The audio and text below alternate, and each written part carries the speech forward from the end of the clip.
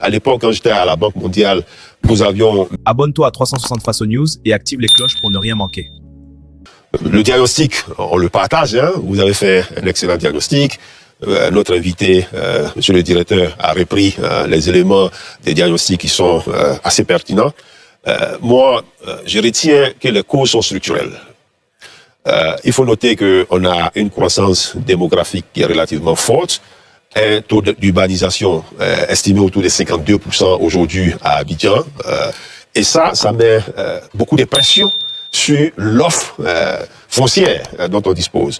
Et cette pression, évidemment, quand la demande est forte et que l'offre se raréfie, va faire grimper le coût. Donc le foncier est devenu cher, mais en même temps, quand je me balade dans les quartiers à Abidjan, je me rends compte qu'il y a des espaces, en tout cas des terrains, qui sont sécurisés, mais sans construction. Donc il y a cette idée d'avoir quelques acteurs qui font de la spéculation. Moi, je me souviens, à l'époque, quand j'étais à la Banque mondiale, nous avions mené une étude sur l'Arabie Saoudite, où justement, ces fonciers non valorisés faisaient l'objet d'une taxe supplémentaire. Reste abonné à 360 Face aux News et active la cloche pour ne rien manquer.